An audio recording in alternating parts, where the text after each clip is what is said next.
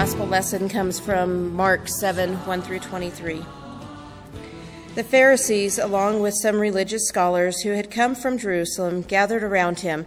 They noticed that some of his disciples weren't being careful with ritual washings before meals. The Pharisees, Jews in general, in fact, would never eat a meal without going through the motions of a ritual hand washing, with an especially vigorous scrubbing if they had just come from the market. The Pharisees and the religious scholars asked, "Why do your disciples float the rules, showing up at meals without washing their hands?" Jesus announced, "Isaiah was right about the frauds like you. Hit the bullseye, in fact. These people make a big show of saying the right thing, but their heart isn't in it. They act like they are worshiping me, but they don't mean it. They just use me as a cover for a teaching, whatever suits their fancy, ditching God's command and taking up the latest fads."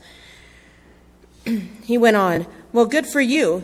You get rid of God's command so you won't be inconvenienced in following the religious fashions. Moses said, 'Respect your father and mother, and anyone denouncing your father or mother should be killed.'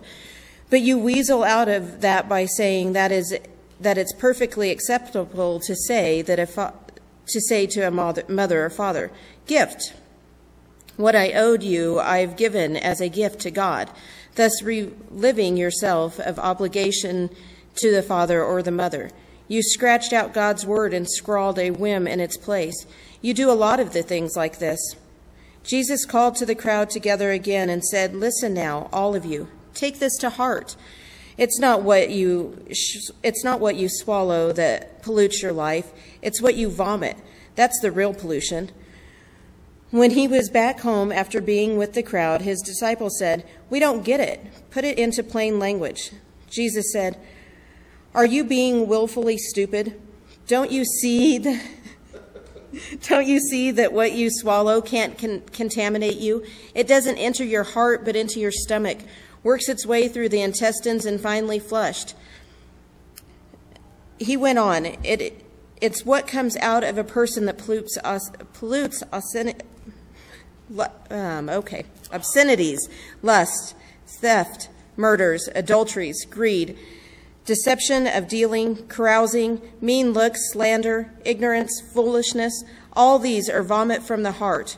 There is a source of your pollution. Sherry and I like to have Hebrew National Franks because they are big and heavy and they're made with real 100% kosher beef. They're butchered by kosher means. But you have to look around for the kosher symbol. And maybe you've noticed this. Look at a box of Cheerios. Okay, look down towards the bottom. Their net weight, 10 ounces, et cetera, et cetera. And then you look even closer, there is a circle with a U in it. That stands for the Union of Orthodox Rabbis, and they put their stamp on there. And if you see the circle with a U or a circle with a K or a triangle with a K or a star with a K, or in fact, there are 64 different organizations that check the food. Worrying about kosher used to not be a problem. You knew your butcher. He lived in your village, in your shtetl. You knew he was kosher. But now you've got beef plants. And you don't know, how did they kill those cows? Were they killed in a humane manner? Was the blood drained off it? Was it done kosher or not? And for materials, does this contain unkosher stuff? A fellow found some cheese that had this circle U-P, and he says, "Oh, great! Here's cheese that's parve, P-A-R-V-E, and that means you can have this product with either meat or milk, because one of the things in the Bible says you do not eat milk with meat." So he said, "Hey, I got this cheese," and he made up a cheeseburger sandwich for his rabbi. He gave it to the rabbi and said, "This is great. I found that this is circle U-P. That means it's parve." And the rabbi spit it up.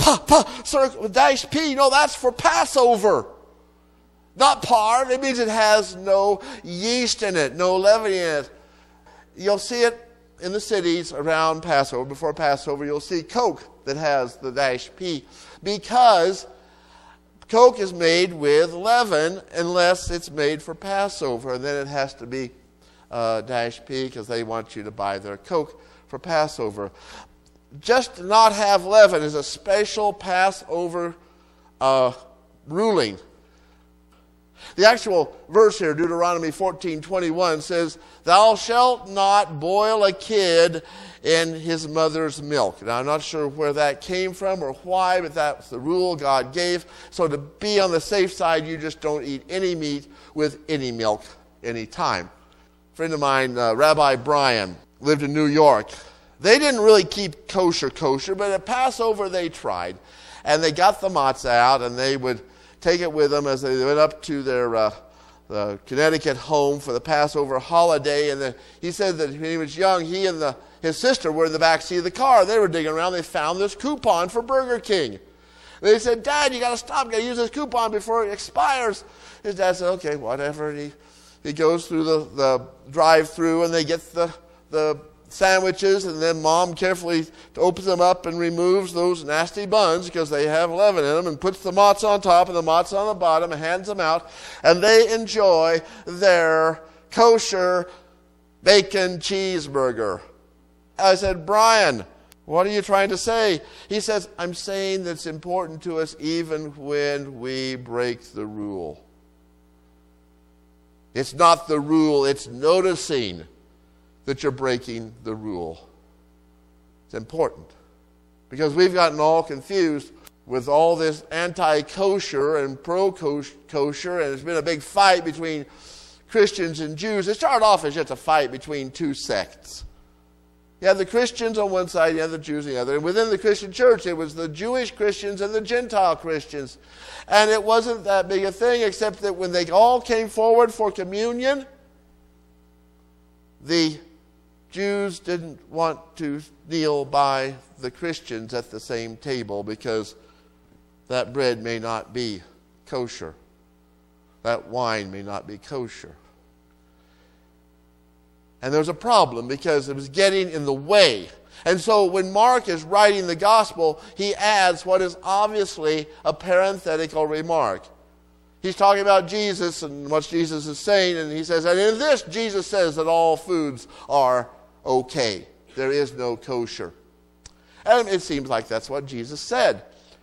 And so we split our separate ways over the whole issue. But I'm not so sure it was about that. First of all, Jesus was a Jew. He lived as a Jew. He grew up as a Jew. For him, kosher was a way of life. It's what happened at his village. It's what happened in Jerusalem. You just live that way. The problem is that Jesus saw people, not that they were trying to be kosher, but they were trying to be religious. Don't you see? They were getting all focused on, he didn't wash his hands. You know, like little kids. He had a cheeseburger. And Jesus said, wait a second. You're being hypocrites. Now, we like that word, hypocrites. I hear that word a lot about our churches. I hear people outside the church who say, well, they're just a bunch of hypocrites. And if I'm in a good mood, I might say, well, you'll feel right at home, won't you? We use hypocrites like it's somebody who actually, intentionally is two-faced. On one hand, they come to church and they're all religious, and then the moment they step out, they say, I'm out of church now and I can do whatever I want. We don't like the Catholics because they can go on Saturday and confess everything they did wrong and go to church on Sunday and all is well. We don't care for that. We want people to earn their salvation. But Jesus is not using the word hypocrite in the sense of somebody who's a dastardly villain that pretends that he's in church or she's in church. It's more like he's using the word compartmentalizing. I know guys are particularly good at this. When we're doing our job, we are not thinking about our relationships. And when we're in our relationships, we're not thinking about our hobbies. And when we're doing our hobbies, well, some guy said that guys' minds have all these boxes. Every single little box. They don't touch each other. Very carefully, and they'll take out one box and open it up, and they'll enjoy what's in that box. And when they're done, they'll close it up carefully and put it back. Just carefully. Women, it's just all over there, everything's in their place, and it's the family, it's the job, and it's the hobby, it's the everything, all mixed together. But guys, it's one compartment at a time, and we're particularly good at that. And it's okay until we start compartmentalizing our faith to 9 o'clock to 10 o'clock on Sunday morning. Maybe we'll stay a half an hour after for fellowship, and then the rest of the week we go do something else. And we don't think about Christ once we step off the church property. It's like the fella who is really a great church person. He comes to church, he worships, he's caring, he gives to charities and all that on Sunday morning, but when he gets to work, he is just a hard person, and he will fire a person at a drop of a hat, and he doesn't care about his employees, and he doesn't care what his business is doing to the economy or to the ecology or to anything. It's just for him and his money. But he doesn't see any problem with that because he doesn't connect the two. And so it was with the rabbis, the Pharisees. They were getting so focused on kosher, they weren't noticing that they were ignoring being with God. The purpose of kosher is to realize you have a special connection with God. And what do we do in our lives to remind us of that every single day? Good question.